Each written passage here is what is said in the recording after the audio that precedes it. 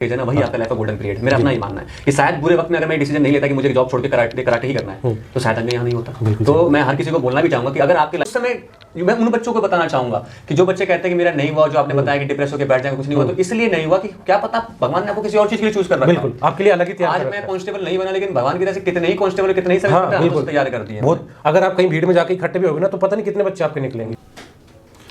रोशनी बनकर आए जो हमारी जिंदगी में, ऐसे गुरुओं को मैं प्रणाम करता हूँ जो जमीन से लेके आसमां तक पहुँचाने का हुनर रखते हैं आपको। तो आज का एपिसोड कुछ ऐसे ही रहने वाला है। एक ऐसे इंसान के बारे में होगा, उसकी लाइफ जर्नी के बारे में होगा जिसको लोग जानते भी हैं, बच्चे खास तौर के स्टूडेंट्स जानते हैं उनको, उनके बारे में बातें भी बहुत सारी होती हैं, क्रिटिसाइज़ भी बहुत करते हैं और उनको प्यार करने वाले भी बहुत हैं। तो मैं आदर के साथ बुलाना चाहूँगा मार्कोस फिजिकल एकेडमी के ओनर संजय शर्मा जी को। सर आइए, बैठिए। With due respect sir. Thank you very much, thank you very much.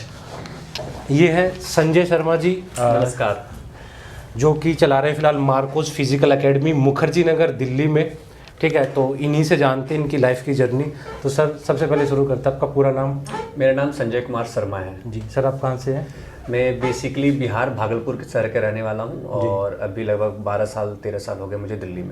13 साल से आप दिल्ली में ही हैं? हाँ, 2008 से अभी हूँ, तो 2008 से 2023 ज़्यादा ही हो गया। हाँ ज़्यादा ही हो। तो 2008 से कंटिन्यू वर्किंग में है या फिर एजुकेशन में? नहीं, तब तो देखिए एज कम थी, नाबालिग थे जी।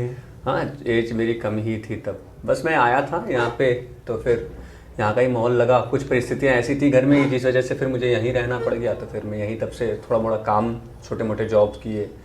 तो सबसे पहले शुरू करते हैं आपकी बेसिक लाइफ से। आपने एजुकेशन अपने बिहार से ही की? हाँ, बिहार से एजुकेशन। और फैमिली में मदर पेरेंट्स सब अवेलेबल हैं और सब लोग बहुत स्वस्थ हैं, सब अच्छे हैं।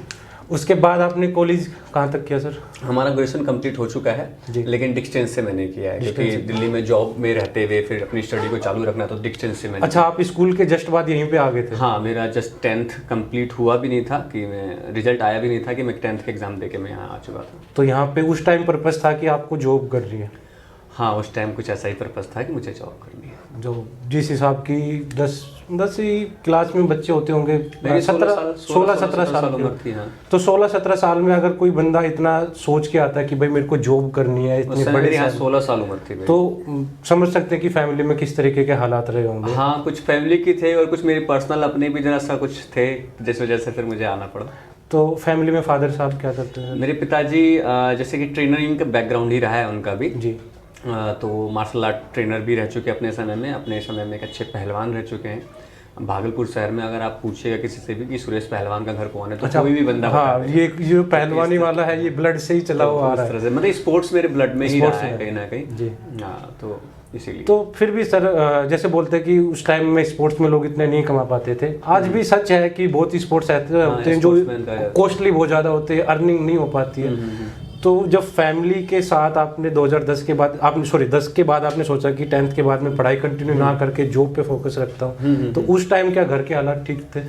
देखिए, घर का हालात एक्चुअली मैं अगर सच बताऊँ तो हम लोगों का घर का हालात फाइनेंशियली कोई इशू नहीं था, लेकिन हमारा खुद का सिल्क का फैक्ट्री था घर पे। तो जब मैं अपने घर पे था तो मुझे याद है कि मेरे घर पे उस समय 24 से 25 स्टाफ वर्कर्स थे जो कि काम करते थे हमारी फैक्ट्रीज में।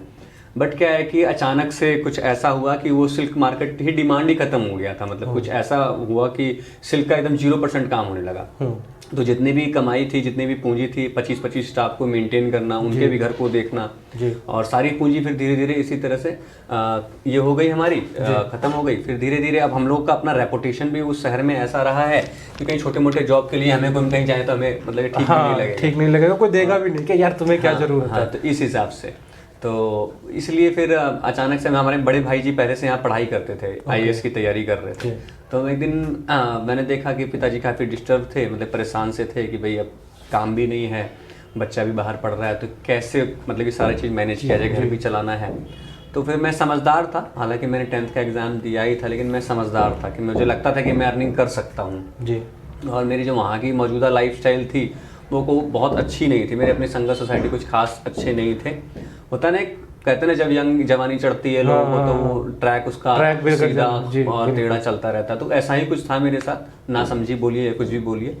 तो मुझे वहाँ से निकलना भी था। तो निकलने का एक रीज़न ये भी बना कि मैंने अपने पिताजी को कहा कि आप परेशान मत होइए, मैं जाऊंगा दिल्ली, और जिस दिन से मैं दिल्ली में कदम रखूंगा आप यहाँ से पैसा भेजना बंद कर दीजिएगा, मैं कुछ भी करूँगा वहाँ, लेकिन भैया की पढ़ाई कंटिन्यू रहेगी और मैं भी तो देखूंगा। वो जिम्मेदारी आपने ले ली? वो जिम्मेदारी फिर हमने ली और उसी चीज़ को यहाँ के फिर उसके बाद आपने पढ़ाई चालू की, काम भी किया। हाँ। तो उस टाइम पे तो शायद आपको ऐसा कोई काम मिला नहीं होगा कि जिसमें आप बहुत क्या आराम था से कि मैं बताता हूँ, पढ़ाई में बहुत एवरेज स्टूडेंट रहा हूँ, ऐसा नहीं कि पढ़ाई में काफ़ी अच्छा रहा हूँ, ऐसा कुछ नहीं रहा। जो मेरे को लगता है जो एवरेज होते हैं ना वो अदर एक्टिविटीज कर सकते हैं, क्योंकि मेरा बचपन से इंटरेस्ट जो था वो मार्शल आर्ट्स में था। मार्शल आर्ट्स में था, और स्पोर्ट्स मार्शल में आर्ट था। सीखने की वजह से क्या कि पहले मार्शल आर्ट तो सीख गए जी। थे, लेकिन समझदारी कम थी, पेशेंस कम था। तो कोई भी गलत चीज कहीं देख रहे हैं, कोई किसी को छेड़ रहा है या कुछ गलत वो हो रहा है, चीजें तो वहाँ पे रिएक्ट कर देना। जी। तो बचपने में जब छोटे छोटे लड़कों से झगड़ा होता था तब तो चलो कोई नहीं, घर वाले के बच्चे हैं लड़ लिए, लेकिन धीरे धीरे वही चीजें अलग रूप लेने लगी थी। वो कहते हैं ना पावर आना अलग चीज होती है, लेकिन उसको संभालना बहुत हाँ, बड़ी बहुत चीज बहुत होती बड़ी है। चीज तो होती है। पहले क्या था कि फिजिकली फिट भी थे, अभी भी ठीक ठाक है मामला, पहले और ज्यादा बेटर थे।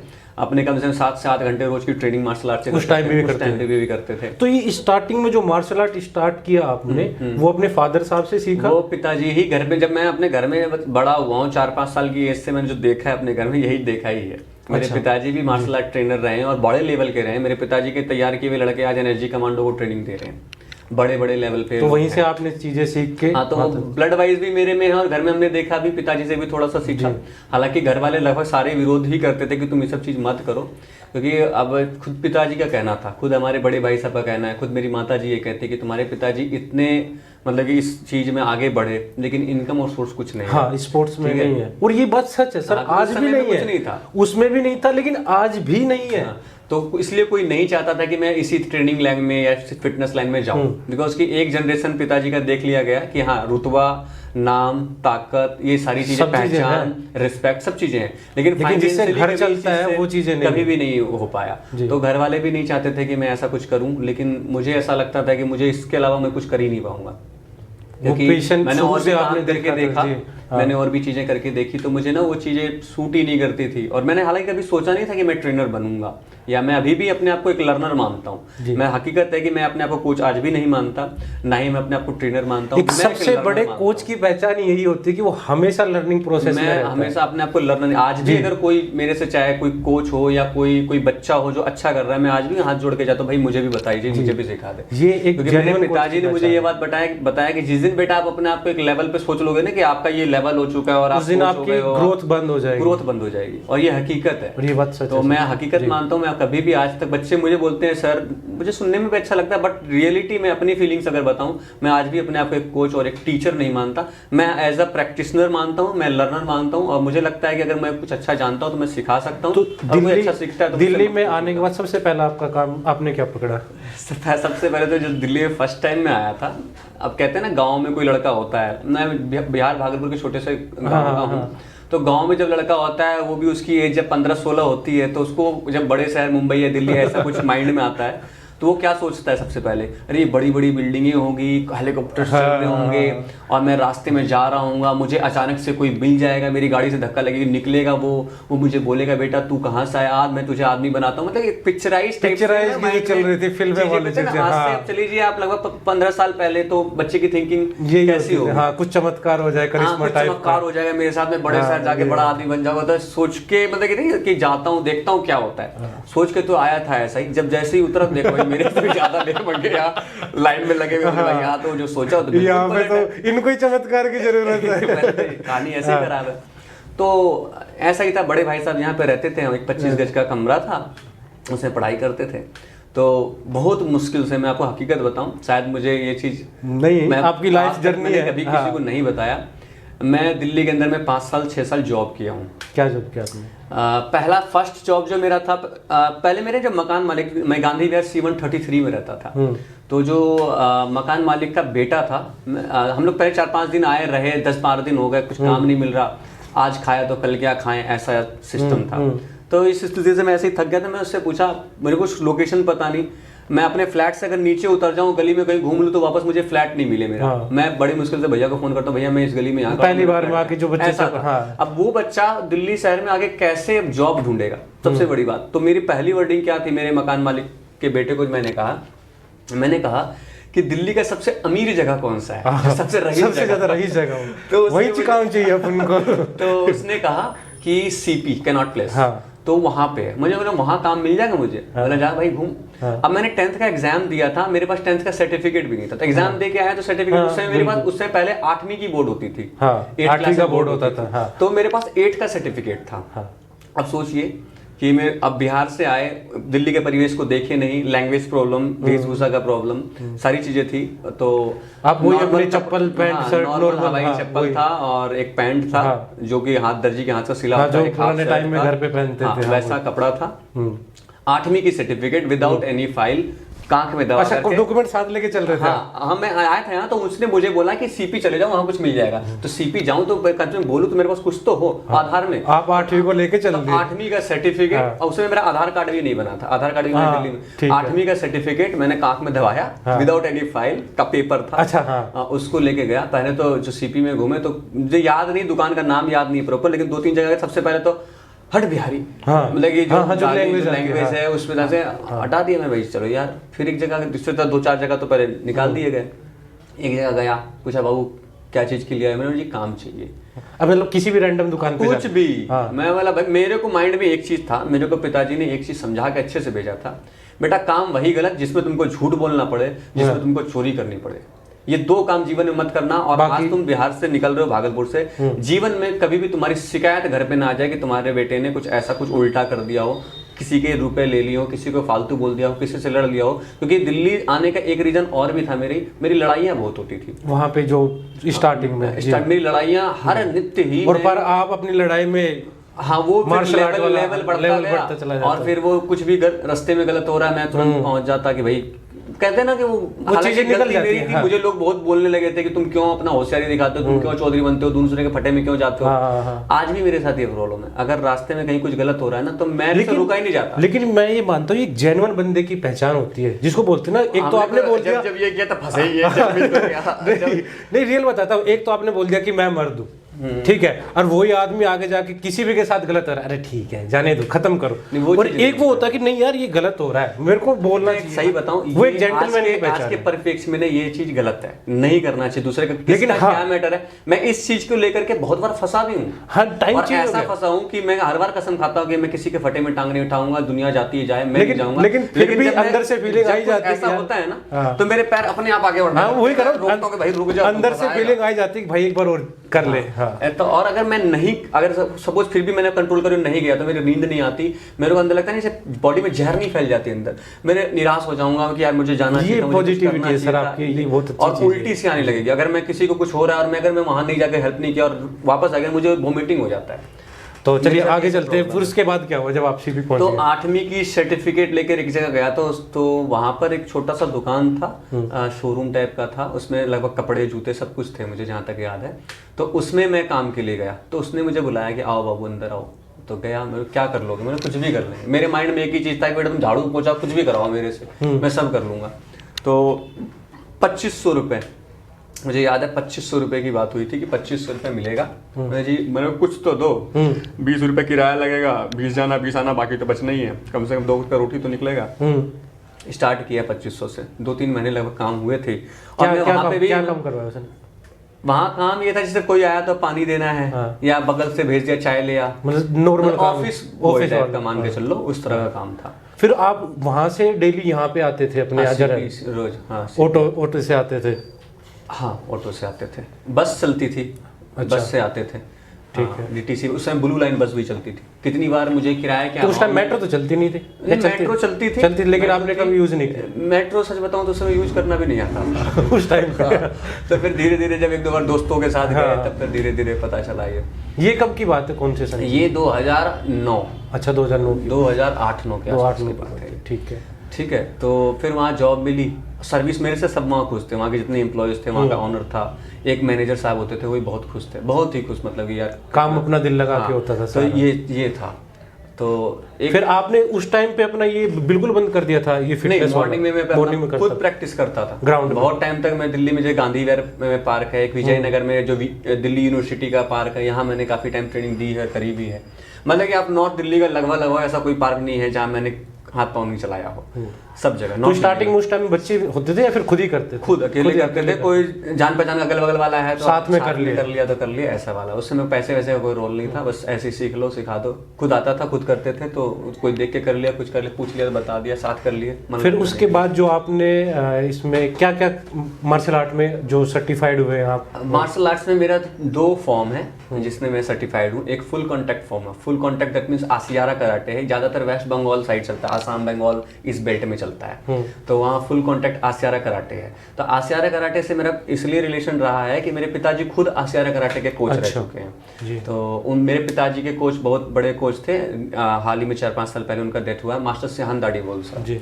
तो ये मेरे पिताजी के कोच रह चुके हैं, बहुत ही अलग लेवल के लोग हुआ करते थे, मतलब इस लेवल के लोग थे जो जूट की, पहले सीमेंट जूट की बोरी में आती थी, रस्सी वाली बोरी में, इतनी ताकत होती थी, प्रैक्टिस के तौर पे क्या करते थे, उस जूट की बोरी को पानी में भिगोया जाता था, निकाला जाता था, गाड़ते गाड़ते गाड़ते 2 टुकड़े कर दिया जाते थे। सोचिए उस आदमी के हाथ में कितनी ताकत होगी जो जूट की बोरी उसके फोरआर्म्स तो पत्थर के बन गए होंगे बिल्कुल। अलकतरे के डब्बे में, जो रोड पे अलकतरा नहीं आता, उस अलकतरे के डब्बे में पंच मार के अलकतरा का डब्बा फाड़ा जाता था। जो नारियल में कच्चा नारियल पीते हैं डाब, उसको पंच से फाड़ा जाता था। सुबह 3 बजे ठंडे पानी के तालाब में आपको यहाँ तक कर दिया जाएगा, 2 घंटा उसमें पंच चलाना है। इस तरह के प्रैक्टिस होते थे आचार्य कराटे में। हालांकि वो सब प्रैक्टिस मैंने नहीं किया है, लेकिन पिताजी और उनका ग्रुप ये सब करता है, हमने देखा है ये सब चीज करते। बच्चे थे तो ग्रेडिंग होती थी, जब टेस्ट होता तो हम लोग जाते थे पापा के साथ, तो हम लोग देखते थे ये सब चीज चलते हुए। जब ग्रेडिंग से पहले नाश्ते में क्या मिलता था कि हरी मिर्ची और नमक वो क्यों? एक प्लेट में, क्या पता, मुझे इस चीज का प्रॉपर नॉलेज नहीं है, लेकिन हाँ मैंने ये चीज अपने आंखों से बचपन में देखा, हरी मिर्च और नमक का नाश्ता मिलता था सुबह कराटे। हाँ मतलब इतनी सारी नमक खानी, हरी मिर्ची, मतलब अपने आप को मेंटली और फिजिकली जितना टॉर्चर कर सकते हैं। मिर्ची इन द सेंस कि आपको मिर्ची से ये आएगा और उस समय आपको काम रहना है, शायद ये प्रोसेस होगा। मार्शल आर्ट का मतलब नहीं कि आप अपने गुस्से को, अपने स्ट्रेस को तो कूल वे में झेलिए, तो मिर्च खाने से आपको कितना, जितना आपको फिजिकली स्ट्रांग हो रहा है ना, उससे ज्यादा मेंटली स्ट्रांग रहना है। तो शायद इसलिए होगा मेरे, अभी मैं अगर लॉजिक देखूं तो इसलिए होगा ये चीज। उसके अलावा आपने और क्या किया फिर इसमें? फिर मैंने मार्शल आर्ट्स में आसियारा कराटे से डिग्री प्राप्त करी। फिर मैं जब दिल्ली आया और मैंने जॉब वगैरह ये सब करी, तो फिर किसी अनफॉर्चुनेटली फिर मैं वहाँ पे मेरा कुछ बहस हो गया किसी से, तो फिर वो काम मुझे, मैं पैसे भी मेरे 1200 रुपये रह रहे थे, तो फिर मुझे छोड़ के वहाँ से निकलना पड़ा। तो फिर वापस जो है भटकने वाला सिस्टम वापस से स्टार्ट। तो फिर मैं गांधी विहार में रहता था, तो मैंने गांधी विहार में एक झारखंड स्टोर है, वहां पर एक आदमी को मैंने देखा कि वो कुछ लिख रहा है अपने कॉपी पे और ऑर्डर ले रहा है। तो मैंने उससे पूछा, भाई क्या कर रहे हो? तो उसने बताया कि ऑर्डर ले रहे हैं। हमने किस बात का? तो कह रहा है जॉनसन एंड जॉनसन कंपनी में हूँ मैं और जॉनसन के माल को बेचता हूँ और ऑर्डर ले रहा हूँ, तो ये लिखाएगा तो हम लोग बेचेंगे। इसमें कुछ मेरे लायक काम है? तो तुम्हारी उम्र कितनी? मेरी भाई तो 16 साल उम्र है। तुम तो नाबालिग हो, दिल्ली में तुमको मिलेगा नहीं काम। हमने फिर भी बता कोई जुगाड़। मतलब तुम्हें ये हो सकता है कि तुम ऑफिस में तुम मार्केटिंग का तो काम नहीं करोगे कि तुम बच्चे हो, तुम्हें ये मिल जाएगा काम गोदाम का। जैसे कि हम लोग ऑर्डर का सारा माल इकट्ठा करने के लिए तुम गोदाम में सारा माल निकाल के एक जगह इकट्ठा करो, बिल से पढ़ना आता है? आज पढ़ना आता है। तो मुझे ले गया वो मालिक से मिलाने के लिए। मालिक से मिला, पहले तो मुझे मना कर रहा था कि भाई तुम नाबालिग हो, बाल श्रम में फंस जाएंगे ये वो। मैं बोला जी जरूरत है करवा दो। तो उसने वहाँ 3500 रुपये, दूसरी पहली सैलरी 2500, दूसरी सैलरी 3500 रुपये पर मंथ, तो उसमें मुझे मिली। तो वही काम था, सुबह मुझे वहाँ पे 7 बजे जाना होता था और रात के 11 बजे में आता था। कंटिन्यू दिन भर वहाँ गोदाम में। एक लिस्ट आती, जॉनसन का माल अच्छा बिकता है, एक लिस्ट आती नहीं, दूसरा लिस्ट तुरंत, एक लिस्ट आती है, दिन भर पैक करता उसको। उसके बाद उस टाइम के निकालने के बाद भी अपने आप को फिजिकली फिट रखना था। फिजिकली फिट, हाँ। मैं उस समय सच बताऊं तो मेरे खाने की दिक्कत था। एक छोला कुलचा खाता था पूरे दिन में। हाँ, एक छोला कुलचा, और पानी के लिमिटेड पैसे होते थे मेरे पास, 3 या 4 रुपए रखता था कि उस समय 50 पैसे गिलास में पानी मिलता था, फिर 1 रुपया हो गया गिलास का। अच्छा, पानी के भी पैसे ही देते थे? पानी के पैसे, रास्ते में चल रहे तो पानी दिल्ली में कहाँ मिले? हाँ, वो रेडी वाले वाला सिस्टम था, जो पानी नहीं गिलास, अब तो शायद नहीं देते, अब भी देते 1-2 रुपए का देते। हाँ, पहले 50 पैसे का मिलता था, फिर 1 रुपए का मिलने लगा, अब 2 रुपए। हाँ, तो वो रखते थे, एक छोला कुलचा और 3-4 रुपए पानी के। ये मेरा रोज का जुगाड़ था, इसी पे मैंने कई मतलब सालों निकाले। इसमें कुछ बचता था? जैसे आप बोल गया था कि मैं पापा मुझको घर से पैसे नहीं चाहिए। इसमें सिर्फ हाँ, घर से हमने आज तक पैसे नहीं लिए। वो अपने भाई के साथ यहीं पे शेयर कर बस भाई जो यहाँ पे थे, जो मैं कमाता था, भैया का खाना, मेरा खाना, भैया की कॉपी किताब, और ये बस रेंट वेंट में निकल जाता था। तो इसलिए निजी खर्चा बहुत कम था। अगर 5 रुपए बस में लग रहे हैं और 4 किलोमीटर दूर है, तो मेरे फिटनेस का सच बताऊं तो राज क्या है, रास्ते में दौड़ना। रास्ते में पैदल? रास्ते में दौड़ना। जॉब पे मैं हैदरपुर रहता था। हाँ। मैं आपको हकीकत बताऊं, अगर किसी दिन बस मिल गई तो मिल गई, और अगर बस में 1-2 बार मुझे किराए के चक्कर में भी उतार दिया गया है। पैसा नहीं। हाँ, कि मुझे बीच बस में भी उतार दिया गया। मैं उनकी गलती नहीं भाई, सीधी बात है, बस चला रहा भाई, पैसे नहीं देगा तो उतारे। ब्लू लाइन बस चलती थी तब, नहीं होते थे। कितनी बार बैठ गए तो मुझे पता था भाई उतारेगा, दौड़ के फिर रास्ते पकड़ लेंगे। तो कितनी बार मैं ऑफिस दौड़ के भी गया हूँ। 11 नंबर की बस अपनी पैदल चला की वजह से। तो फिटनेस का एक राज ये भी, मैं रास्ते में बहुत दौड़ा हूँ, तभी जो है स्टेमिना बरकरार है। एक तो ये भी रीजन। एक बार चेक करना वॉइस प्रॉपर है। मार्शल आर्ट सीख लिया, कर भी लिया, दिल्ली में सेट हो गया, तो फिर आपने गेम कब खेली? गेम मैंने खेली है, गेम का बताता हूँ क्या रहा है कि जब मैं जॉनसन में जॉब करता था, तो मतलब ये मेंटली बहुत स्ट्रेस में रहता था कि यार मैं क्या कर रहा हूँ। एक बार मेरे को लगा कि यार मैं करने क्या आया था, और जब मैं, मेरा इंटरेस्ट यही था कराटे में, मेरे को क्योंकि इंटरेस्ट होने का एक रीजन भी है, तो मुझे कुछ दूसरा चीज आता ही नहीं था। यही आता ही नहीं था दूसरा चीज। क्या पढ़ने में एवरेज, पढ़ने में मेरा 10th में 2nd डिवीजन, अगर कुछ नंबर कम होते तो शायद 3rd डिवीजन होते, 3rd को फेल ही बोलते एक तरह से। 2nd डिवीजन था। अब उस समय फिर ग्रेजुएशन वगैरह कुछ था, दिल्ली के अंदर में कुछ अच्छा जॉब करना, कुछ करना है स्टार्ट, तो कुछ चाहिए मुझे लड़ने के अलावा और दौड़ने के अलावा, फाइटिंग के अलावा कुछ आता ही नहीं, बचपन से यही सीखा। तो फिर मैं अब, लेकिन जब मैं इसकी बात करूं घर में कि मैं इस तरह को सीखना चाहता हूँ, घर वाले डांटते कि पापा ने सारी जिंदगी दे दी, 1 रुपया नहीं कमाया, तुम क्या करो। हाँ, तुम भी उसी लाइन पे जा रहे हो। रीजन नेगेटिव घर में ये था कि जब पिताजी तुम्हारे, तुम तो, मेरी सच बताऊं आज भी मेरा लेवल कुछ नहीं है, मेरे अपने पिताजी के आगे 0 बट्टा सन्नाटा हूं। आज भी उनकी उम्र 67 देखी मैंने फोटो, 67 के, अगर आज लगते नहीं है, हाथ पकड़ के झाड़ देंगे ना तो कुल्ला उतर जाएगा। नहीं लगता ही नहीं है, मैंने फोटो वीडियो देखा। जब वो आदमी इतने लेवल का, मेरे पिताजी को बिहार केसरी का अवार्ड मिल रखा है। अच्छा, मेरे पिताजी को बिहार केसरी का अवार्ड मिल रखा बहुत है, रिस्पेक्टेड प्रोग्राम किए हैं। लेकिन जब हमारे घर में, हमें याद है कि जब हमारी स्थिति खराब हुई थी, तो पिताजी को टूर्नामेंट जब फाइट होती है ना, तो जीतते हैं तो उसमें कुछ गिफ्ट मिलता है। तो मेरे पिताजी को चांदी का कटोरा मिला था, एक चांदी का अच्छा सा कटोरा था। हमें याद है जब हम लोग के पास दिक्कत थी खाने पीने रहने की, तो उस चांदी के कटोरे को बेच दिए थे पापा अपना। वो खिलाड़ी के पास यही बचता है, वो बेच दिए थे। तो एक तो नेगेटिविटी वहां से, पिताजी के मन में खुद की नेगेटिविटी। वो बोलते थे बेटा करना है, अपने स्वास्थ्य के लिए फिट रहो, इसमें कुछ है रखा हुआ नहीं। हमने पूरा बिहार छान मारा, दिल्ली में भी। मेरे पिताजी एक सच्चाई और बताते हैं, शायद ये चीज मुझे बोलना चाहिए कि नहीं बोलना चाहिए। अभी तक सबसे बड़ा पहलवान सुशील कुमार को जानते थे, और सुशील के कुमार के जो गुरु हैं सतपाल जी हैं। हाँ जी बिल्कुल। सतपाल जी ने एक समय में हमारे पिताजी से लड़ने के लिए मना कर दिया था गोरखपुर में। अच्छा, कितने बड़े पहलवान ने, इंडिया के सबसे बड़े पहलवान माने जाते हैं। जब फाइट ऑर्गेनाइज हुई कि सुरेश पहलवान बिहार से और सतपाल जी का, तो उन्होंने मना कर दिया था कि हम इस आदमी से नहीं लड़ेंगे। रीजन इसका था क्या था कि हमारे पिताजी की इतनी विख्यात थी, नाम था कि मेरे पिताजी इंसान से नहीं, मेरे पिताजी का शौक था सांड से लड़ने का। मेरे पिताजी की प्रैक्टिस ही सांड के साथ करते थे, सांड को गिरना है, रोज सुबह शाम 2 बार सांड को गिराते थे, इस तरह की प्रैक्टिस। तो डर के मारे लोग भिड़ते ही नहीं थे मेरे पिताजी से। तो ये चीज किसी को पता ही नहीं है था। अब वो लोग कहाँ आगे पड़ गए। वही करो, ये रुतबा इतनी प्रसिद्धि थी, लेकिन फिर भी एक खिलाड़ी के हाथ में क्या नहीं रहा, कुछ नहीं। तो एक नेगेटिव रीजन ये भी था कि मुझे इस क्षेत्र में पिताजी, माताजी, घर वाले सारे बोलते तुमको ये सब नहीं करना है, कुछ नहीं रखा इसमें। पिताजी का इतना बड़ा लेवल, इतना ताकत होने के बाद कुछ नहीं किए तो तुम क्या कर लोगे। लेकिन समय बदला, परिप्रेक्ष्य बदले, काम करने का आजकल तरीका बदला। आजकल यूट्यूब है, सोशल मीडिया का बहुत माध्यम है, एडवर्टीजमेंट। पहले ऐसा कुछ नहीं था, कुछ भी नहीं था, पहले तो कोई नहीं जानता चीजें चलती थी, बहुत सारी चीजें। ठीक है, तो इस तरह की चीजों की वजह से शायद मुझे लगता है अपने काम को एक्सप्लोर नहीं किए, लोगों को तक पहुंचा नहीं पाए, इस कारण से उनकी। फिर आपने कौन कौन से गेम खेले अपने? मैंने मार्शल आर्ट्स के ही गेम खेले। मैंने सब जूनियर खेला, जूनियर खेला, फिर सीनियर में। उनमें गोल्ड मेरा 3 बार मेडल लगा है, 1 बार गोल्ड लगा है, 1 बार सिल्वर लगा और 1 बार ब्रॉन्ज लगा। अच्छा, हाँ। तो 2016 में मेरा गोल्ड था, 2017 में मुझे सिल्वर मिला। ये सिल्वर किस में मिला आपको? सिल्वर मुझे मिला था नेशनल, हाँ, तालकटोरा स्टेडियम में हुआ था। ये हम लोग का होता है, कोटाका कप होता है, तो उसमें मिला था। एंड उसके बाद ब्रॉन्ज आपको? ब्रॉन्ज भी कोटाका के 3 फेज में हर साल जो होते हैं उसमें लिए मैंने।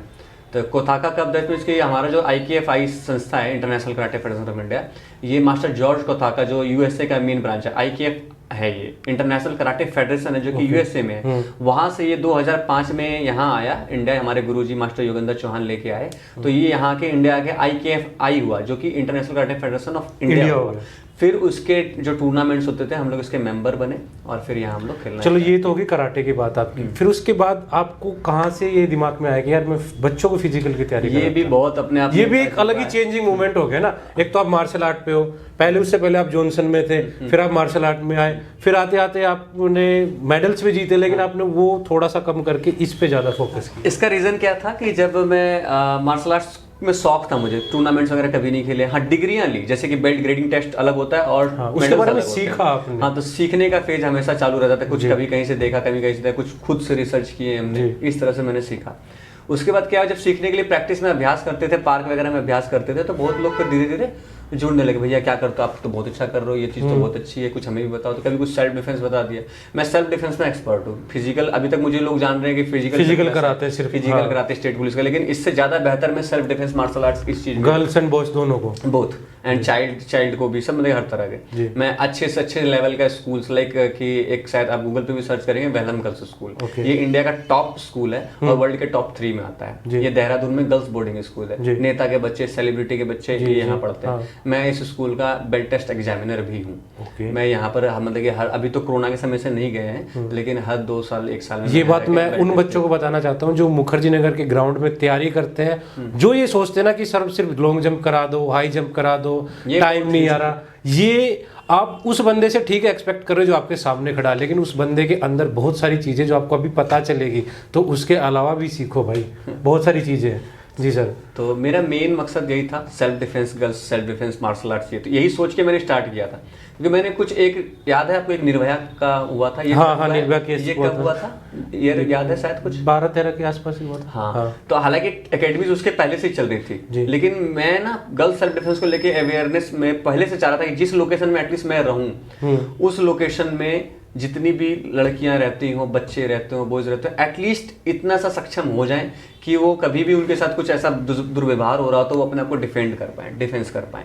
तो मेरा सेल्फ डिफेंस में ज़्यादा रुझान इसलिए रहा है। तो सर आपने, जैसे आपका ये बहुत अच्छा पॉइंट है, गर्ल को सेल्फ डिफेंस सिखाना आना भी चाहिए, तो आपने कभी कैंपिंग नहीं चला इस चीज पे, यार मैं कुछ करूं? चलो ठीक, बहुत बार प्रयास किया है, ठीक है। और हकीकत है आज भी यूट्यूब पे वीडियो नहीं है, लेकिन मेरे पर्सनल फोन में बहुत वीडियो है। आप अगर जाएंगे गांधी विहार वजीराबाद जाएंगे तो यहाँ गोपालपुर एक एरिया पड़ता है, यहाँ झुग्गियाँ हैं, 200-300 झुग्गियाँ हैं, और यही मजलिस पार्क भी एक जगह पड़ता है, वहाँ भी 200-300 झुग्गियाँ हैं, करोल बाग जगह पड़ता है, वहाँ भी मतलब कि आप दिल्ली के लगभग उन सारी जहाँ पे झुग्गियाँ ज्यादा मात्रा में, सब जगह मैंने कैंपेन किया है जी। हर जगह मैंने बच्चों को फ्री ट्रेनिंग, वहाँ से तो झुग्गियों से तो कुछ पैसा को उम्मीद है। मैं वहाँ जाकर एक वीडियो देखी थी मैंने इस टाइप की, आप मेरा रहता है आज भी, मैं सोशली अभी रिसेंटली मैंने कुछ टाइम पहले किया है, तो मैं इस तरह की। लेकिन आप इस चीज को दिखाना क्यों नहीं चाहते? देखिए कितनी बार अगर मैं इस चीज को दिखाता हूँ, मैं इसलिए नहीं दिखाता हूँ कि ऑलरेडी बिना दिखाए मेरे पास बहुत लोग जुड़ जाते हैं। मेरा काम होना चाहिए, मतलब जो मैं डिलीवर करना चाह रहा हूँ लोगों तक पहुंच गया, दैट्स इट। लेकिन बहुत लोग हैं जो नहीं जानते, आपका ये फेस भी नहीं जानते कि बहुत लोग क्या सोचते हैं कि शो ऑफ कर रहा है, ये चीजें हो रही है, मतलब कि अगर आप इसको देखोगे ना तो लोग बोलते हैं यार शो ऑफ कर रहा है, तो मुझे फिर वो जैसा डिमोटिवेशन सा लगता है कि यार मैं भूखा प्यासा, आपने खुद भी देखा ग्राउंड पे किस हिसाब से रह के हमने काम किया। तो हालांकि मुझे लगता है मुझे दिखाना चाहिए, मेरे को ये लगता है कि आपको दिखाना चाहिए। देखो हर बंदे की अपनी अपनी पर्सनल थॉट है, कोई क्या सोचता है, हाँ। लेकिन क्या पता आपकी वीडियो देख के अगर एक बंदे का भी हाथ उठ गया देने के लिए, हाँ। तो आप उसमें। और एक कारण और भी है ना कि मुझे ये चलाना ही नहीं आता, फेसबुक, इंस्टा, मुझे चलाना ही नहीं है, क्योंकि मैंने अपने जीवन में कभी इन चीजों को टाइम दिया ही मार्शल आर्ट को। अब जब मैंने बताया 2008 के बाद जो मैं लगा हूँ जी, आज तक हकीकत ये है कि मैं 5 घंटे से ज्यादा नहीं सो पाता हूँ, और सो नहीं पाता, मैं तो सोना भी नहीं चाहता।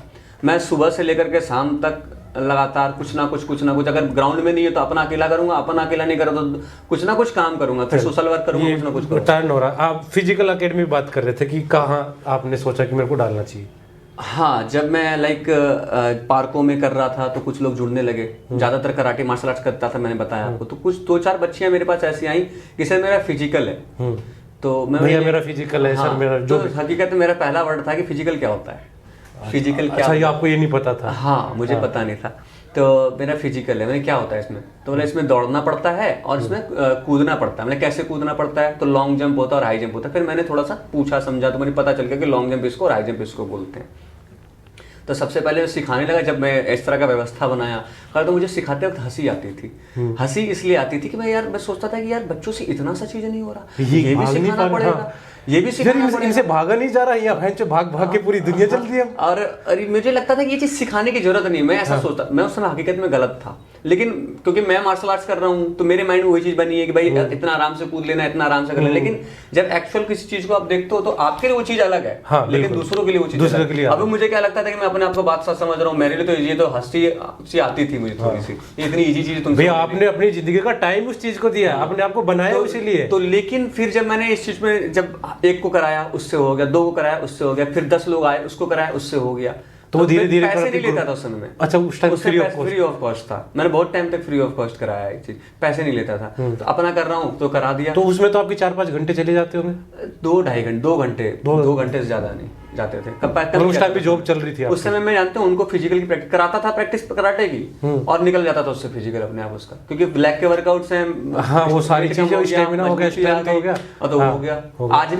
आज मैं बहुत लोग मुझे बोलते हैं यार ये तो कुछ कराता है, दौड़ाता ही नहीं, ये तो एक्सरसाइज कराता रहता है। मेरी आज भी 1.5 घंटे 1 घंटे एक्सरसाइज होती है। आप मेरे यूट्यूब चैनल पे देखोगे आपका स्ट्रेचिंग और वर्कआउट इतना गंदा होता है, आलोचना करते हैं कि ये कैसे फिजिकल निकलवा सकता है, तो दौड़ाता ही नहीं, ये तो 4 राउंड ही कटाता है बस, कोई फायदा नहीं। लेकिन मैं हकीकत में दौड़ाता भी बहुत हूँ, लेकिन other to comparatively other academies वो है ना कि वार्म अप लेने में 10-5 मिनट आए, हाथ पांव हिला है मेरे। वो आप उन इंसानों में से हो कि मेरे को पेट तो काटना, लेकिन मैं अपनी कुल्हाड़ी को इतनी तेज कर दूंगा ना कि वो एक बार में कट जाएगा। मेरे क्या है ना, मेरे मन में ये रहता है कि मैं संतुष्टि नहीं हो पाता अगर मैं करूंगा नहीं वर्कआउट, जब तक पसीना नहीं आएगा, जब तक बंदा एकदम लगा कि मर गया ये, तब तक मेरे संतुष्टि नहीं मिलती। सीखा उसी प्रोसेस से, किया उसी प्रोसेस से, तो सिखाऊंगा कैसे नया प्रोसेस? बिल्कुल सही बात। जो आदमी जिस प्रोसेस को सीखा है वही तो आप तो एक तरीके से आप ये कराटे ही करा रहे हो, आप फिजिकल को तो अब भी नहीं जानते। अभी भी मैं फिजिकल को बहुत कम प्रायोरिटी में, आप तो कराटे रहे। लेकिन हाँ, जब मेरे पास नया बैच बनता है, आज अभी भी मेरे पास सीपीओ के लिए लगभग 500 बच्चे थे। सीपीओ और एससीएम वगैरह जो भी चलने वाला, एससीएम का आने वाला, वो मिला के 500-550 बच्चे थे। जब बच्चों को लाइन लगाया था सबको, एक दिन मैं मॉर्निंग और इवनिंग सबको बुलाया था, ग्राउंड पूरा भर गया था। मैंने एक ही बात बोला था उस दिन उनको कि आप मेरे साथ लगिए, और जब भी 1.5 महीने 2 महीने जो भी हमारे पास टाइम है, आप फिजिकल के लिए आए। हकीकत यही है कि फिजिकल की औकात आपकी नज़र में इतनी से करके भेजूंगा मैं। फिजिकल आप फिजिकल देने जाओगे ना, आपको हंसी आएगी यार सर फिजिकल के लिए आप इतना रगड़ रहे थे। और हकीकत है, जिस दिन अभी लास्ट टाइम जो हमने पार्टी ऑर्गेनाइज किया था, पार्टी में 90% बच्चों का कहना यह था कि सर वाकई में फिजिकल में जाकर तो लगा ही नहीं कि फिजिकल कुछ पता ही नहीं चल रहा, आप अभी करवा लो, 1600 अभी करवा लो। अरे आपने लेवल ही उस पे तैयार किया।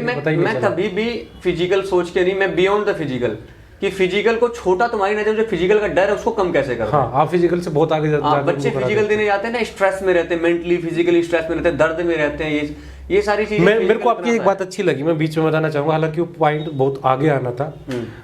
एक लड़की ने आपसे पूछा था कि सर मेरा फिजिकल है कल का और मैं जा रही हूँ, ठीक है, सुबह मॉर्निंग में आप एक्सरसाइज करा रहे थे, एब्डोमिनल ट्रेन करा रहे थे, तो अब उसने बोला कि सर बेस्ट ऑफ लक तो बोल दो मेरे को। अच्छा, तो आप बोले मैंने क्या, मैं बताता हूं। हाँ, नहीं मैं बताता हूँ। तो आपने बोला कि बेस्ट ऑफ लक क्या को बोलूं, गधी तू जीत के आएगी, तुझे कांग्रेचुलेशन। हाँ, तुझे कांग्रेचुलेशन बोलूंगा, तू जीत के आएगी, मैं यही बोलता हूँ। तो इस चीज पे मेरे को एक ना वो याद आया, महाभारत से एक था कि अभिमन्यु जब लड़ाई करने जा रहा था तो सबने उसको बोला विजयी भव विजयी भव विजयी भव।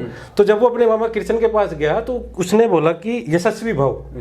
तो द्रौपदी आई, बोले कि वो सब चले गए कि तूने उसको विजयी भव क्यों बोला, मतलब यशस्वी भव क्यों बोला, सबने विजयी भव बोला।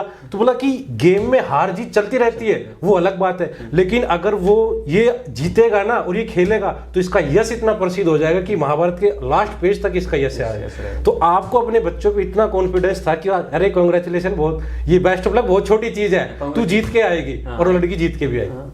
तो ये जो भरोसा था ना, यही एक गुरु का होता है, क्योंकि उसको पता है कि मैंने अपने बच्चों को किस लेवल पे तैयार किया है। ट्रेनिंग मैं सुबह 6 बजे ग्राउंड जा रहा था और शाम के 6 बजे आ रहा था, खाना पीना 1.5 महीना त्याग के। और ये नहीं कि मैं यूट्यूब पे बोल रहा हूँ या आपके इंटरव्यू में बोल रहा हूँ, जितने भी बच्चे मेरे पास 500 इस चीज की, इस घटना के 500 साक्षात्कार है, जितने मैं खुद साक्षात्कार हूँ, ठीक है, कि मैं दिन भर ग्राउंड में, मैं ये नहीं बोलता कि अदर एकेडमीज क्या करती नहीं करती। मुझे जब भी बच्चे मेरे पास आते हैं, मैं कभी भी नहीं सोचता कि सामने वाला क्या सोचेगा, अदर क्या सोचेगा। मैं एक ही चीज माइंड में लेकर चलता हूँ कि ये मेरा सिर्फ काम नहीं है जी, ये मेरा अपने बच्चों के प्रति कर्तव्य बनता है। बिल्कुल, काम, जॉब और कर्तव्य दोनों अलग अलग है। एक जॉब को जिस दिन आपकी नजरिया बदल जाएगा, कर्तव्य के रूप से देखने लगेंगे, आप मरणोपरांत तक उस चीज को छोड़ेंगे नहीं। बिल्कुल। अब एक आज चीज सोचिए, मेरा बैच बना हुआ था, कौन सा ऐसा लड़का होगा जो निजी अपने स्वयं के भाई के सगाई में नहीं जाएगा? सब जाएगा। सब जाएगा। मैं भी 2 दिन की छुट्टी मार सकता था। हाँ हाँ बिल्कुल। मेरे खुद की भाई की सगाई थी, मेरी माँ फोन पे रोने लगी कि तुम लोग कौन सा काम किए हो कि अपने घर में कोई कार्यक्रम होता तुम नहीं आते हो। हाँ, लेकिन जो जिम्मेदारी आपने उठा रखी क्योंकि थी, मेरे लिए मेरे भाई की सगाई थी, लेकिन 500 बच्चे में कोई एक ऐसा बच्चा जो मेरे 2 दिन एब्सेंट या 3 दिन एब्सेंट करने से या 5 दिन एब्सेंट करने से, अगर वो फिजिकल में फेल तो होता 2 सेकंड से रह उसके जाता, पूरे तो लाइफ आप भर में मुझे ये ग्लानि होती कि मेरे 2 दिन के एब्सेंट से कोई 2 सेकंड से रुक गया है। तो मैं उन हर चीजों को सेक्रीफाइस कर देता हूँ अपने। तो एक मेरे होता है पैर में शीशा गड़ा हुआ है 3 महीने से। हाँ जी, आप अभी बता भी रहे शायद बात हो गई तो मैं दिखा दूं आपको, वीडियोस में भी आ जाएगा ये एक चीज़। बार दिखा दीजिए। अभी हमारी बात हुई, मैं कितना समर्पण दिखाता हूँ, बातों बातों में मुझे याद आ गई तो मैं शो नहीं करता, लेकिन अभी हमारी ऐसी एक बार बात दिखाना चल रही है सर। तो सर देखिए, के ना अभी भी मेरे पैर में जो मैंने बताया 3 महीने से कांच गड़ा हुआ था जी, इसका ऑपरेशन अब कराया बैच खत्म होने के बाद जी, और 3 महीने से शीशा इसी के अंदर था, शीशा इसी में था और आप इसी के साथ कंकड़ था, अभी निकला ऑपरेशन, कंकड़ था इसमें, उसी के साथ आप ट्रेनिंग करा इसी रहे के साथ अनबेरेबल दर्द, लेकिन 14 घंटे लगे रहे, तब जाकर के हमारा आज 94% रिजल्ट हुआ है। जितने जो थे बच्चे 94% कहते हैं ना रिजल्ट कि यार मेरे बॉडी में पेन हो रहा है, सिन पेन हो रहा है, इवन मैं भी कहता था कि भाई नहीं भागा जा रहा, तो हम क्या करते थे कि थोड़ा सा साइड मार जाते थे, इधर चले गए पानी पीने, सर 2 मिनट रुक जाओ।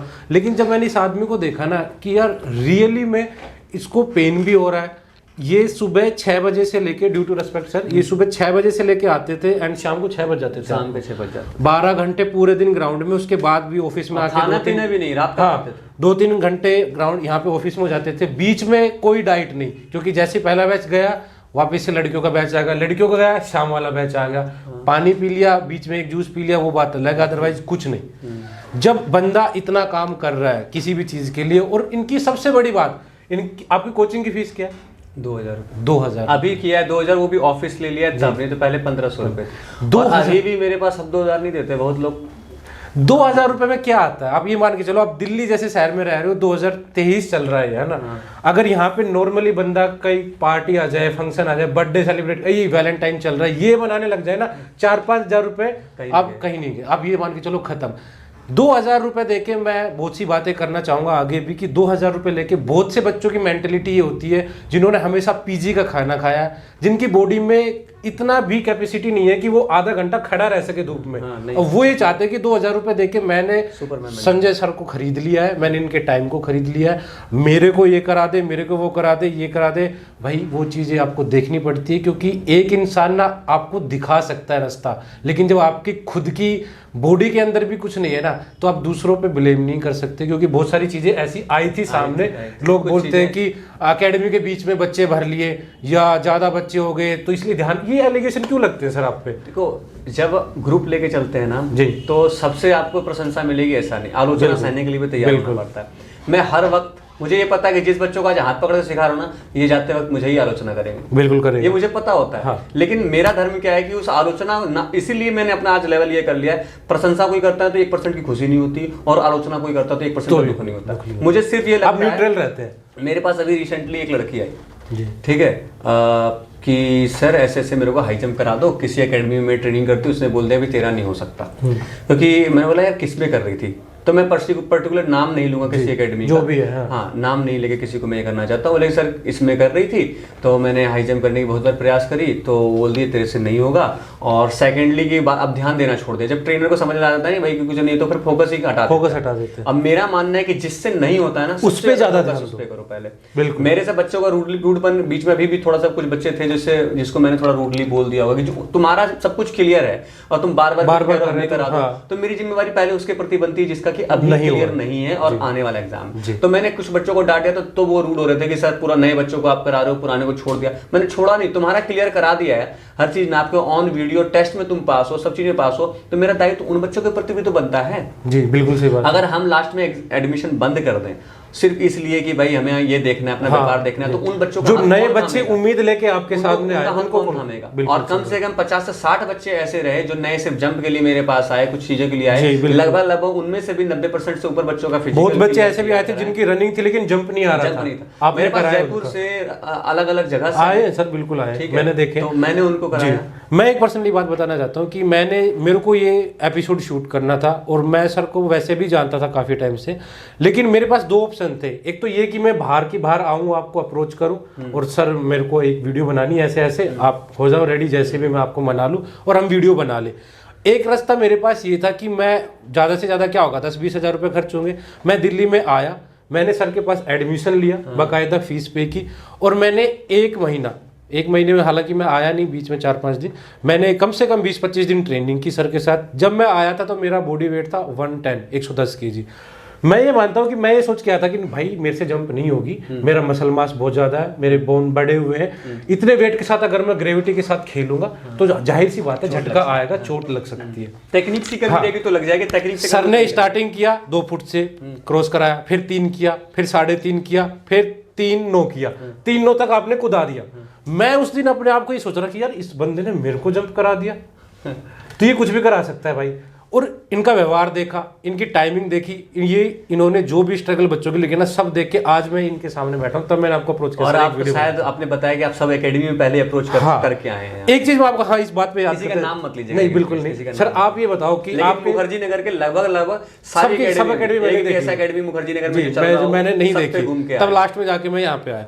मैं आपको एक बात पूछता हूँ कि जैसे मैं सबसे पहले आपके पास आया, या और भी बच्चे आते हैं, वो आपको बोलते हैं कि सर मेरा फिजिकल है और मेरा फिजिकल करा दो, तो आपका जवाब क्या रहता है?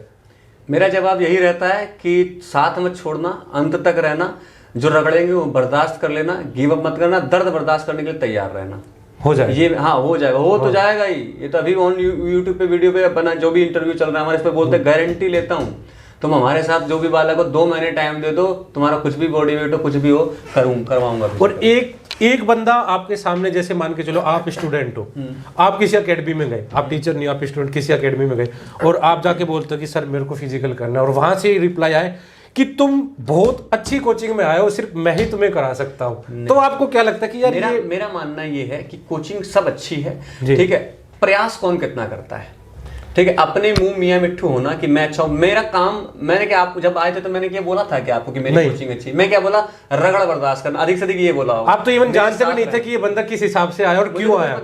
मैंने आपको बताया तब आपको लास्ट टाइम मुझे पता चला कि आपका पर्पस वीडियो शूट करना था, ठीक है। आपने जब मुझे बोला, मुझे सारी चीजें पता नहीं थी, तो रिसेंटली आज भी हम लोग मिले, तब पता चला कि आपका मेरे पास आने का मकसद था कि पर्सनली इस एकेडमी को वॉच करना, पर्सनली मुझे वॉच करना। हो सकता है अगर मैं गड़बड़ रहता तो कुछ गलत चीजें पेश होती, लेकिन आपको लगा अच्छा, तो आज हम लोग इस तरह से कर रहे हैं। बहुत सारी चीजें ऐसी थी सर की, जैसे आपको जंप वगैरह कुछ नहीं, आपका बॉडी वेट बहुत ज़्यादा है और आपको हेल्प नहीं मिल रही किसी चीज़ में। इस बंदे ने पर्सनली साथ दिया हर एक बच्चे का कि आप ये करो, आप वो करो, आप इधर से निकल सकते हो, हाथ पकड़ के इन्होंने, ये बात सही है। मैं फिर भी एक चीज़ पे शौक हूँ, मैं इवन एक जिम ट्रेनर हूँ, मैं डाइट बनाता हूँ, न्यूट्रिशन देता हूँ, मैं तैयार करता हूँ बच्चों को। 2000 रुपये बहुत माइनर सी चीज़ है। जो कंटेंट आप दे रहे हैं ना, मैं ऑन कैमरा कह रहा हूँ कि भाई वो 2000 रुपये से बहुत बियॉन्ड है। 2000 रुपये में आप कहीं भी अगर ऐसा कंटेंट या इतनी मेहनत अगर आप कहीं से ला सकते हो ना, नहीं ला सकते सर, नहीं ला सकते। और ये बात सच में मैं अब आपको ये कहना चाहता हूँ कि सर फीस बढ़ाओ, मैं रियली कहना चाहता हूँ। मुझे अभी लगता है कि ये ठीक है, फीस सबकी यही फीस है, तो चला रहे हैं भगवान की दया से, बढ़िया नहीं। लेकिन सच में आपने अब देखो 2000 रुपये ले लिए, बच्चे काफ़ी है, 400-500 बच्चे हैं, चाहे भी तो बंदा सुबह 2 स्ट्रेचिंग करा के एक लड़का रख ले कि भाई तू करा दे, बताता रहे ये स्टेप करना, ये स्टेप करना। आज मेरी एकेडमी को 12वां साल होने को जा रहा है जी, ठीक है। प्रोफेशनली तो 2015 से ये लिस्टेड है, लेकिन मैं सिखा बहुत पहले से, जब मैं दिल्ली आया हूँ तब से ही पार्क में कर रहा हूँ, तो तब से कुछ लोग, तो मैं ट्रेनिंग में हूँ, लेकिन तब से लेके आज तक मेरे साथ बहुत लोग जुड़े। मैं ट्रेनिंग कराने के लिए कभी किसी को आगे नहीं किया हूँ। ज्यादातर एकेडमी क्या होती है कि अपना कोई चेला चपाटा रखती है, वो करती है कि तुम कराओ। मैंने आज तक कभी ऐसा नहीं किया। आप ये नहीं कि मैं अभी वीडियो में बोल रहा हूँ, आप कभी नहीं, मैंने खुद भी देखा। आप नहीं, अब सुबह का बैच होता है, आते के साथ करते हैं, चलो ये लगता है कि भाई बंदा खुद भी स्ट्रेचिंग कर रहा है। उसके जस्ट बाद दोपहर का बैच होता है, फिर भी सर स्टार्टिंग से वो स्ट्रेचिंग कर रहे हैं, चलो ठीक है कर ले। शाम का बैच होता है 3 बजे का, उसमें भी वही उतने ही रेपुटेशन लग रहे हैं। आपको इतना बताऊं, शाम का ही खत्म नहीं हो जाता। शाम के बाद मेरी अपनी पर्सनल खुद की मैं ट्रेनिंग करता हूँ, मेरे कैलिस्थेनिक की मेरी होती है। अच्छा। और रात में 10 बजे फ्री होता हूँ। अभी कुछ टाइम से नहीं जा रहा हूँ, यहाँ पे जहांगीरपुरी में है, हमारा दोस्त है जिम्नास्टिक वगैरह करता है, वहाँ जाता हूँ, रात में 10 बजे फ्री होता हूँ। तो सर साथ में कराटे भी करा रहे हैं अभी, या फिर कराटे का जब बैच इस तरह का बैच बड़ा बनता है ना फिजिकल का, तो उस समय में कराटे तरह से हमारा डिले हो जाता है, तब फिर उस समय नहीं करा पाते, टाइम ही नहीं मिलता। अब रिसेंटली फिर से वापस से कराटे का जो बैच है हमारा वो चालू हो जाएगा, सेल्फ डिफेंस का। तो सर थोड़ी सी पर्सनल लाइफ पे बात करते हैं। आपकी शादी हो रखी है, नहीं हो रखी? नहीं, अभी शादी नहीं हो रखी, लेकिन बहुत जल्द ऐसा आपको खुशखबरी मिलने वाला है कि शादी हो गई। तो फिर उसके बाद यहीं रहने का प्लान है फिर? मुझे ऐसा लगता है बिहार कि यहीं रहूंगा मैं। लेकिन मेरे को ये बात बताओ ना, आप बिहार से हो। हाँ, बिहार में बहुत बच्चे तैयारी करते हैं। बिहार से मुझे पटना से हजारों। मैं ये मानता हूँ अगर आप दिल्ली की मैं आज जगह पटना बिहार चल में होते जाऊं, ना, मैं अभी अगर पटना चला जाऊँ हाँ। तो मेरे पास अभी 5000 बच्चे वहाँ पे अवेलेबल। यहाँ से डबल भीड़ इकट्ठी हो जाए आपके पास, तो पूरा आप क्यों गाने नहीं, बजाने आपके पास आप क्यों नहीं जाते फिर वहाँ पे? मैंने प्लान किया भी था। मेरे YouTube चैनल पे अगर आप देखेंगे, खास करके जब बिहार दरोगा का एग्जाम आता है तो मेरे पास बहुत कॉल्स होते हैं। मैं फोन रखता ही नहीं पास में, एक फोन पे बात कर रहा हूँ तो 4 फोन आ रखा है, तो परेशान हो जाता हूँ। पिछली बार मेरे पास 750 कॉल आए थे कि सर आप आ जाइए, आप आ जाइए, मतलब फ्लाइट का टिकट बना के बच्चे तो आप अपने लोगों के लिए काम क्यों नहीं कर रहे? नहीं देखिए, लोग तो सारे अपने हैं, सबसे पहले मेरा लेकिन मानना है फिर कि भी लोग सारे अपने हैं। आप जिस इलाके से निकल के आए हैं, जिस एरिया ने आपको पहचान दी इसके है, एक रीजन ये है कि जैसे अब मान के चलो कि मैं अभी रिसेंटली काम कर रहा था, बिहार दरोगा का बैच मेरा यहाँ भी बन गया था, उसमें कुछ बच्चे दिल्ली पुलिस के भी थे, तो अब मुझे वहाँ भी अप्रोच करने लगे। तो भले ही हो सकता है मुझे अमाउंट ज़्यादा वहाँ मिल जाए, नंबर ऑफ स्टूडेंट्स वहाँ ज़्यादा हो, इनकम वहाँ ज़्यादा हो, लेकिन इनकम की लालच में अगर मैं जिन बच्चों को ऑलरेडी एडमिशन ले चुका हूँ, चाहे वो 50 ही संख्या में या 100 ही हूँ, उनका बीच में हाथ छोड़ के जाऊँ तो रेपुटेशन भी जाएगी कि पैसे लालच के लालच में संजय सर वहाँ चले गए। मैंने उनको आश्वासन दिया है कि अगर मैं आपके पास आके बैच स्टार्ट करता हूँ तो यहाँ का हाथ नहीं थामूंगा, और यहाँ का थाम लिया तो वहाँ से करोड़ों हो सकता है। अगर यहाँ से हाथ थाम लिया, चाहे 10 ही बच्चे का हाथ थाम लिया, चाहे वहाँ से करोड़ों आ रही हो, फिर वहाँ नहीं थामूंगा। मतलब जिसके हाथ थाम लिया उसको नैया पार लगाने के बाद ही हाथ छोड़ूंगा। जैसा कि आपने इस बैच में भी देखा, मैंने पहले ही बोला था कि आपका हाथ थाम लिया, मेरे घर में शादी हो, विवाह हो, कुछ भी हो, मेरी तबीयत खराब हो, मुझे चोट लगा हो, कुछ भी हो, जब तक आपका फिजिकल नहीं हो जाता संजय शर्मा ग्राउंड से हिलेगा नहीं। 14 घंटा 1.5 महीना लगातार रहा हूँ। चलिए, आप पे 2-4 एलिगेशन लगते हैं, उन पे बात करते हैं। कि लोग कहते हैं कि इसके पास भीड़ बहुत ज्यादा है, ये बच्चों पे ध्यान नहीं दे पाता। इस एलिगेशन पे आप देखो, होता है ये भीड़ बहुत ज्यादा है, तो भीड़ कैसे लगती है? भीड़ तो हर बैच में लगती है। तो अगर मैं ध्यान ना दे पाता तो हर बैच में, एक बैच में भीड़ लग जाएगी, दूसरे में नहीं लगेगी। बिल्कुल सही बात। सबको पता है कि ये संजय शर्मा ऐसा पगला इंसान है कि चाहे जून जुलाई की गर्मी हो, ये बंदा 16 घंटा ग्राउंड पे रुकेगा, देगा टाइम। और तीनों बैच चलते हैं तो उसी हिसाब से चलते हैं, उस हिसाब से चलता है। कई बोलते हैं कि यार भीड़ इतनी ज्यादा है, तुम उधर मत जाओ, वो साथ नहीं कराएगा, वो भीड़ में रुल जाओगे। देखिए, उस चीज पे मेरा मानना है, आपको नहीं लगता कि अपोजिशन या दूसरे जो भी काम कर रहे हैं, सब अपना अपना कर रहे हैं, उसमें वो लोग अपना फायदा से, भीड़ को मैनेज करने की क्षमता होनी चाहिए जी, भीड़ को मैनेज करने की क्षमता होनी चाहिए। अगर आप क्षमतावान हैं और आपको भीड़ मेंटेन करना आता है तो आप मेरे लिए ये भीड़ ज़्यादा नहीं है, क्योंकि मेरा प्रोफेशन स्कूल में भी ट्रेनर रहा हूँ। बड़े बड़े स्कूल दिल्ली के अंदर में, आप क्वीन मैरी का नाम ले लीजिए, आप GD गोइंका का नाम ले लीजिए, आप दिल्ली DAV का नाम ले लीजिए, आप एपेक्स पब्लिक स्कूल का नाम ले लीजिए, इन स्कूल में मैं टीचर रह चुका हूँ।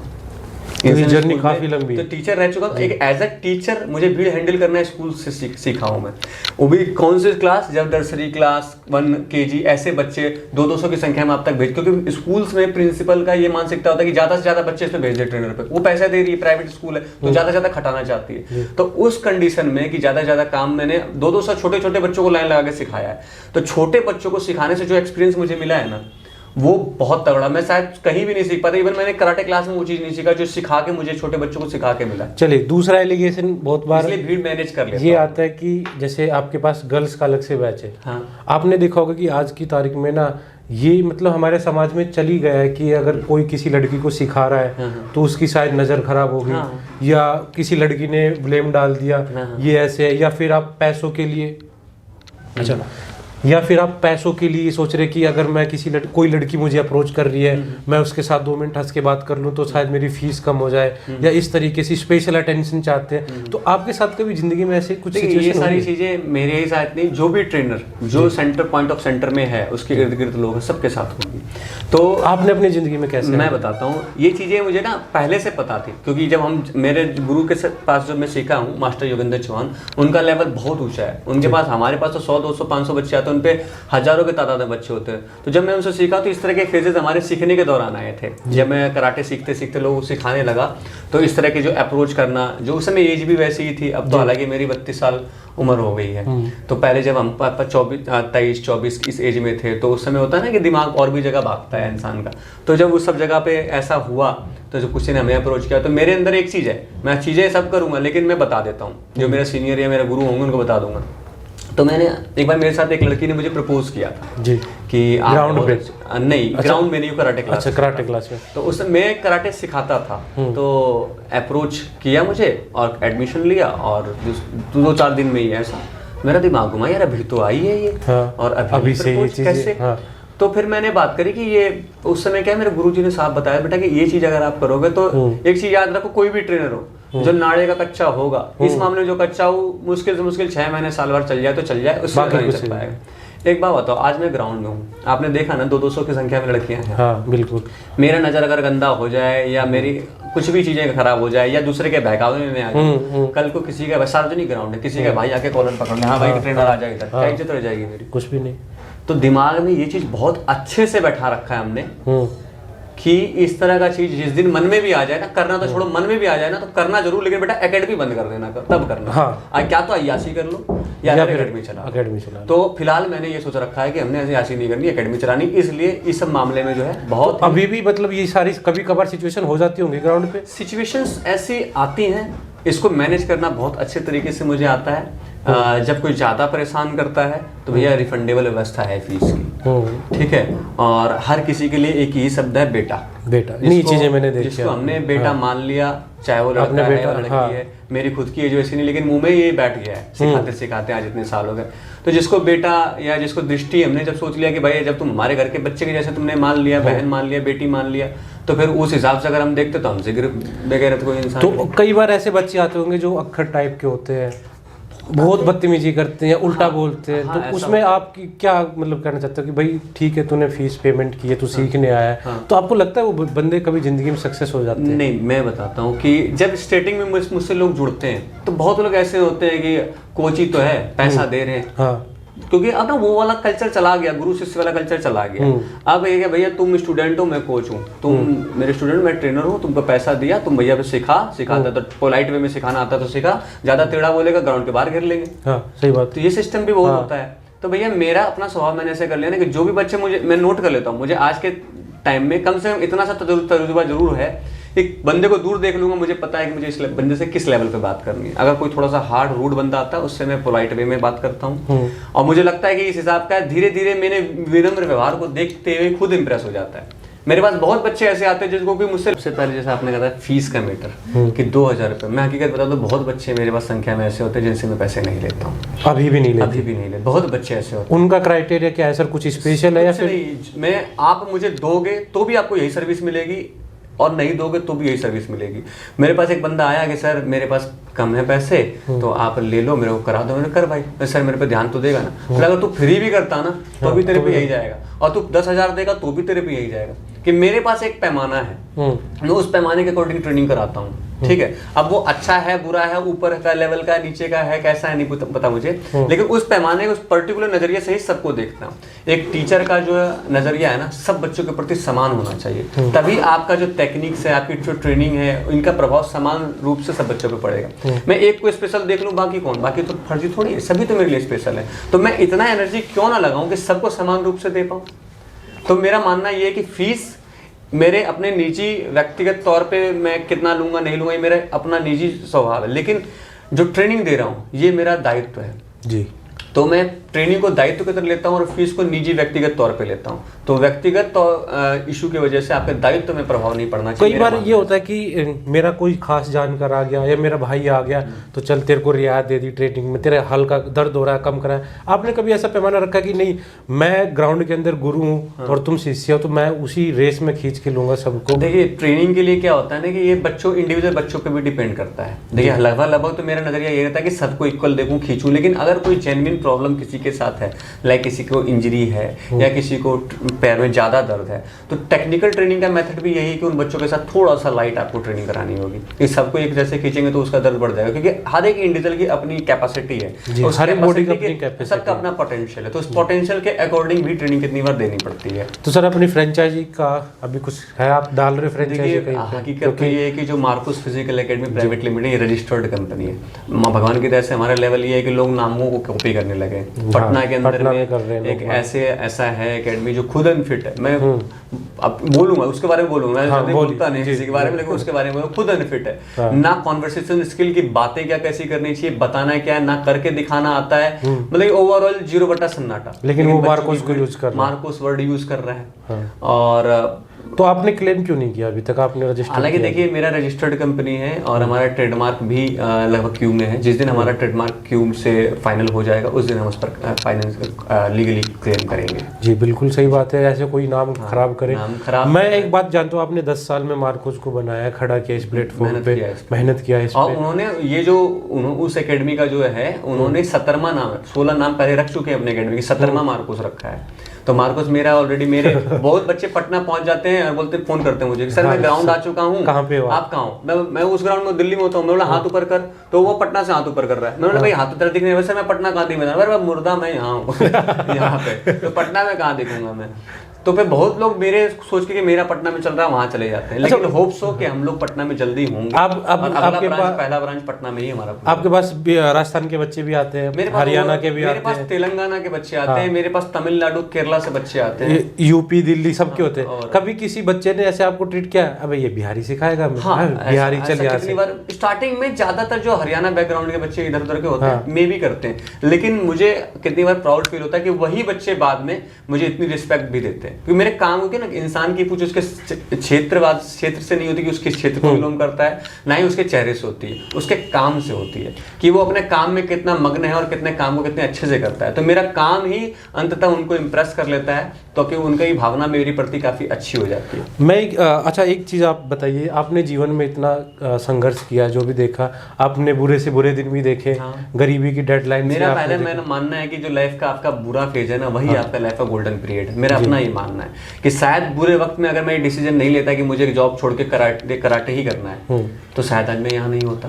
तो मैं हर किसी को बोलना भी चाहूंगा कि अगर आपके लाइफ समय, मैं उन बच्चों को बताना चाहूंगा कि जो बच्चे कहते हैं कि मेरा नहीं हुआ, जो आपने बताया कि डिप्रेस होकर बैठ जाएंगे, कुछ नहीं हुआ, तो इसलिए नहीं हुआ कि क्या पता भगवान ने आपको किसी और चीज के लिए चूज कर रखा है। बिल्कुल आपके लिए अलग ही तैयार। आज मैं कांस्टेबल नहीं बना, लेकिन भगवान की तरह से कितने ही कांस्टेबल, कितने ही सब तैयार कर दिए बहुत। अगर आप कहीं भीड़ में जाके इकट्ठे भी होगे ना, तो पता नहीं कितने बच्चे आपके निकलेंगे। एक में ऐसा हो रहा है कि आप बहुत ही ज्यादा परेशान है, वर्स्ट कंडीशन में, तो आप माइंड में बैठा के चलिए कि आपका गोल्डन फेज है, क्योंकि यहीं पे आपको एक ऐसा टर्न मिलने वाला है जहां से आपकी जीवन रेखा बहुत स्मूथ होने वाली है। ये एक छोटी सी चीज मैं आपसे बुलवाना चाहूंगा, जैसे बहुत बार बच्चे तैयारी करते हैं, इवन करते हैं, तैयारी करते हैं, नहीं हो पाता सिलेक्शन, तो क्या वो पूरी जिंदगी बैठ के उस चीज के डिप्रेशन में रहे, या फिर कोई अगर एक छोटी स्किल भी उनको आती है तो वो उस पे ज्यादा काम करे? मैं आपको बताता हूँ, खुद पहले मैंने भी एक बार दिल्ली पुलिस का एग्जाम दिया है जी, और तब दिया जब मैं जॉनसन में बताया ना काम करता था।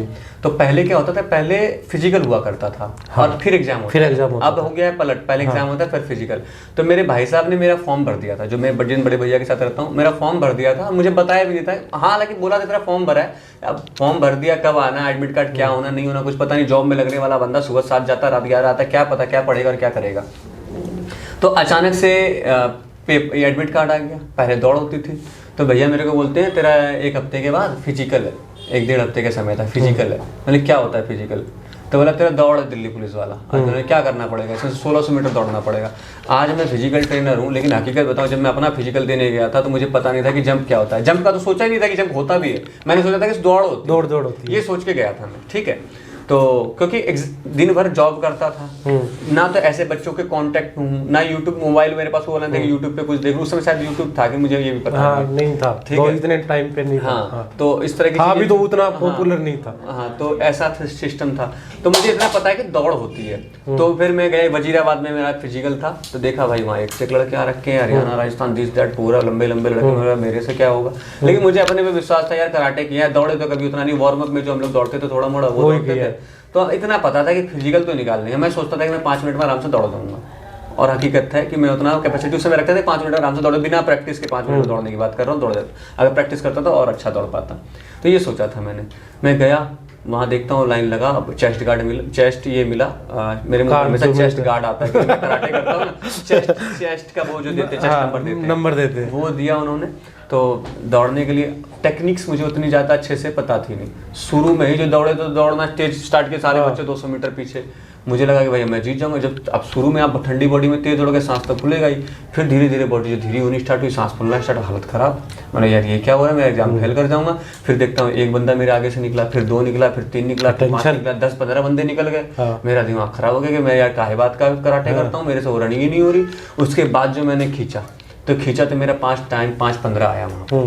क्लियर था आपका? हाँ क्लियर था, 6 मिनट में मांगते थे, 5:15 टाइम आया। लेकिन जितना इजी और लाइटली सोच के गया था ना कि मैं तो यार 5 से नीचे मार दूंगा, लेकिन वो चीज़ें वहाँ इतनी थी नहीं, तो इसलिए प्रैक्टिस बहुत जरूरी होती है। जब मैं रनिंग पास कर गया तो मुझे लगा यार अब तो हो गया मेरा, तो फिर बाद में पता चलता है कि जो जंप सब बच्चे अलग कर रहे हैं। अब जंप हमने कभी नहीं देखा, तो मैंने कहा कि यार ये सिस्टम क्या है, तो मैंने पहले देख लेते हैं कैसे कूदते हैं बच्चे, तो मैंने देखा कि ऐसे कूद रहे हैं, बोले ये तो मैं ऐसे ही कर लूँगा, तो फिर मैंने किया, मेरा बहुत अच्छा। उससे फिर आपने जॉब क्यों नहीं किया?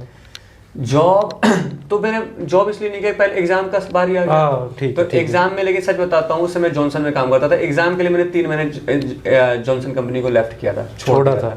और दिन रात मुझे, क्योंकि पता था मुझे मैंने पढ़ाई इसलिए नहीं करी थी कि जॉब पाना है, मैंने पढ़ाई इसलिए करी थी मुझे नरक भरी जिंदगी से निकलना है। जो मेरा जॉब निकाल रहे हो, देखिए रोज प्राइवेट में रोज गालियां, ये वो, मतलब कि इस तरह की चीजें थी, तो मेरे को वो बहुत बुरा लगता है, मुझे किसी तरह से निकलना है इससे। तो मैंने पढ़ाई उसी लेवल पे करी, हालांकि मेरा पढ़ाई में बहुत है, लेकिन अपने लाइफ में अगर मैं कभी बोले ना कोई पढ़ सकता है जितना सबसे अच्छा टाइम, सबसे अच्छा। और हकीकत ये 100 में से 99 क्वेश्चन हो जाते थे, एक तुक्का लगा तो 100 में 100 सही होता।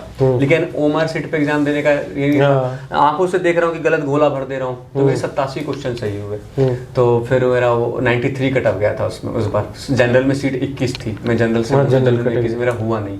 मैं 3 दिन कमरे बंद करके खूब रोया, मैंने यार परमात्मा इस बार इतना अच्छा मौका मिला मुझे, लेकिन मुझे लगता है कि ठीक है अगर आप लेकिन चले जाते, कहते हैं ना कि बहुत निकलेंगे देश के कोने कोने में, आप कोई भी स्टेट का नाम आपको एक छोटी जिम्मेदारी जो आप पूरी करने की सोच रहे थे कि मैं दिल्ली पुलिस की सेवा करूं, आपने इतने बच्चों की सेवा की है कि वो आपने उनके घर को चलाया। तो वही मैं ये कहना चाहूंगा कि कभी भी डिमोटिवेट होकर बैठिए, निरंतर प्रयास कीजिए। 2 तरह से सफलता मिलती है, लोग बोलते हैं निरंतर कठोर प्रयास और निरंतर प्रयास जी, तब तक आप लगे रहिए जब तक सफलता, और सफलता मिल जाती है।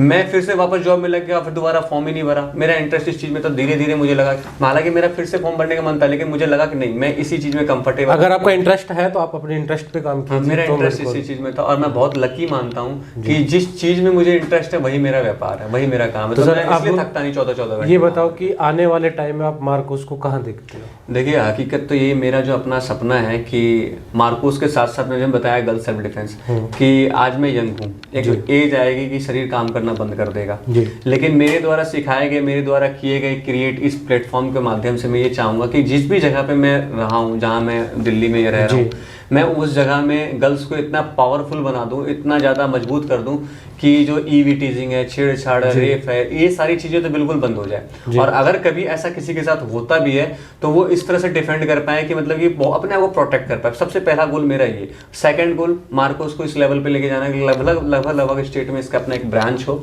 और वहाँ पर ये लोगों को फिट, मेंटली और फिजिकली फिट करे और हमेशा मतलब ईमानदारी से पूरे अच्छे से सेवा दे। मैं ये भी चाहता हूँ कि सर जैसे वुमेन एम्पावरमेंट पे बात कर रहे हैं, सेल्फ डिफेंस पे कर रहे हैं, तो आने वाले टाइम में जो भी हमसे पॉसिबल होगा हम भी करेंगे, आप भी कीजिए। चाहे अब तो सोशल मीडिया आ गया है, आपके चैनल को लोग जानते हैं, आपको जानते हैं। मैंने कितनी बार अप्रोच करने की कोशिश करी, मैं सचिवालय गया हूँ जी, मैं केजरीवाल सर के जो एडवाइजर हैं गोपाल मोहन जी, उनसे मिला है, अपना कॉन्सेप्ट उनके आगे रखा है। मैंने मनीष सिसोदिया सर से मिलने का कितनी बार प्रयास किया है, लेकिन वो चीज़ें संभव ही नहीं हो पाती उस लेवल पे जाने के लिए। नहीं कहते ना लोग आज के टाइम में ये देखते हैं कि भाई आपका लेवल क्या है, अपना फायदा ज्यादा, अपना फायदा। ये चीजें ना सिर्फ बोलने के लिए करने के लिए। मैं जब गया था ना, मुझे क्या बोला है, कराटे सिखाओगे?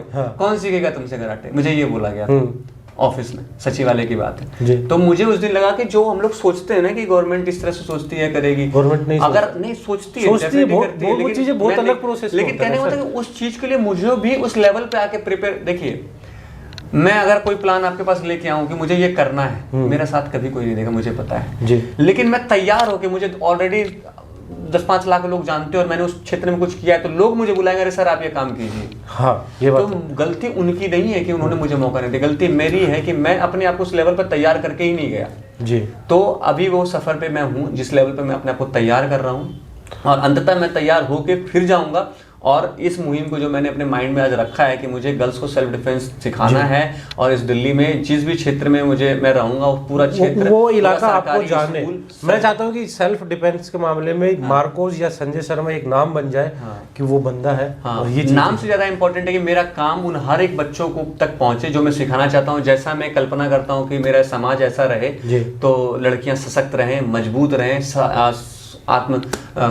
सेल्फ कॉन्फिडेंट रहें। आप छोटे छोटे जो अपने कैंपेन्स होते हैं वो चलाओ, जैसे बीच बीच में चलाया आपने, में चलाता हूं। हाँ 10 बच्चे 10 लड़कियां 20 लड़कियां उस हिसाब से उसको प्रमोट करो सोशल मीडिया पर, ताकि लोग और ज़्यादा जुड़ सके। और जो भी आगे आने वाले टाइम में जो भी होगा, जितना भी कोलैबोरेशन होगा, वीडियो के माध्यम से, आपके चैनल के माध्यम से आग्रह करना चाहूंगा लोगों से कि फिजिकल फिटनेस आज के टाइम में बहुत, जैसा हमारा वेदर है जी, फिटनेस बहुत इंपॉर्टेंट है कि हम कम एज में ही हम ज़्यादा एजेड दिखने लगते हैं। हमें कम एज में ही आज पेट से रिलेटेड बीमारियां, हार्ट के रिलेटेड इश्यूज है, ये सारी बीमारियां एक्चुअली में जो है ना, ये अनफिट होने के बाद ये सारी चीज़ें हमें कैच करती है। तो आप अपने आप को फिट रखिए, अपनी फैमिली को फिट रखिए, जाकि जिससे आप अपने लाइफ को अच्छे से खुशनुमा लाइफ जी पाएं। Fitness is very important thing, because कहते हैं ना कि शास्त्रों में पहला सुख निरोगी का है, तो इसकी वैल्यू को समझना बहुत जरूरी है। तो ये थे संजय शर्मा सर, जो कि है फिलहाल मार्कोस फिटनेस एकेडमी के ओनर और टीचर फिजिकल एकेडमी के, जो खुद भी आपको बच्चों के साथ मिलेंगे ग्राउंड में, पूरे दिन आपको ग्राउंड में रखेंगे, आपके साथ रहेंगे। और जो भी इन्होंने सिखाया, मैंने इनसे पर्सनली 1 महीने में जो सीखा है वो सारी चीज़ें आपके साथ शेयर की है।